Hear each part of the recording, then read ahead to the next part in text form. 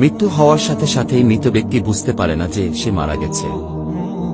মৃত্যু পরবর্তী সময়ে আত্মীয় স্বজনের কান্নাকাটি, তাকে গোসল করানো, কাফনের কাপড় পরানো, এমনকি তাকে কবরস্থ করা পর্যন্ত নিজেকে সে মনে করে মৃত্যুর স্বপ্ন দেখছে।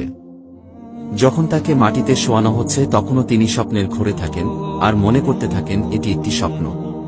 তারপরে সে চিৎকার করে, কিন্তু কেউ তার চিৎকার শুনে না। পরে যখন সবাই তাকে কবরের অন্ধকারে ফেলে চলে যায় আর সে মাটির নিচে একা হয়ে যায়, তখন আল্লাহ তার প্রাণ ফিরিয়ে দেন।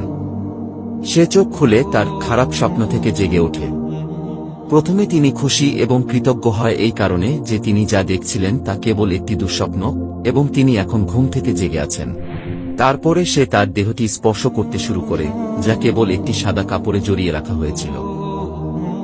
তখন সে অবাক হয়ে বলতে থাকে, আমার শার্ট কোথায়, আমার প্যান্ট কোথায়? এবং সে আরও অবাক হয়ে বলতে থাকে, আমি কোথায়, এই জায়গাটি কোথায়, সর্বত্র ময়লামাটির গন্ধ কেন, আমি এখানে কি করছি? অতঃপর সে বুঝতে শুরু করে যে সে ভূগর্ভস্থ এবং তিনি যে অভিজ্ঞতা নিচ্ছেন তা স্বপ্ন নয়। এবং সে আরও বুঝতে পারে যে তিনি সত্যিই মারা গেছেন। তারপরেও তিনি যতটা সম্ভব উচ্চস্বরে চিৎকার করতে থাকেন এবং তার স্বজনদের ডাকতে থাকেন যারা তার উপকারে আসতে পারে, কিন্তু তাকে কেউ উত্তর দেয় না। অতঃপর সে মনে করে যে এই মুহূর্তে কেবলমাত্র আশা মহান আল্লাহর কাছে।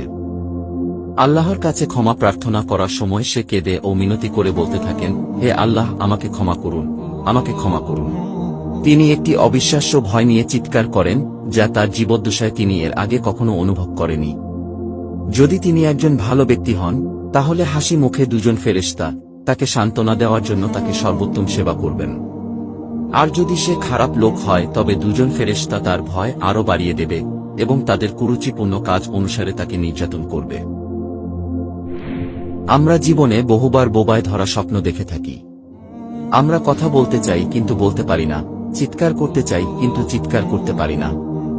পাশের লোকদেরকে ডাকি কিন্তু তারা তা শুনতে পারে না। তখন ভয়ে দম বন্ধ হয়ে আসার অবস্থা হয়। এমন সময় কেউ হয়তো এসে ধাক্কা দিয়ে জাগিয়ে দেয়। মৃত্যুর পরের অবস্থা অনেকটা এরকমই।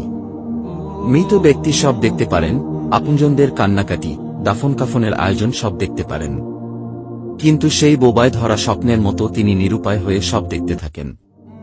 মৃত্যুর শুরু থেকে তার জীবনে ঘটে যাওয়া সমস্ত ঘটনাবলী তিনি দেখতে থাকেন ভয়ঙ্কর স্বপ্নের মতো।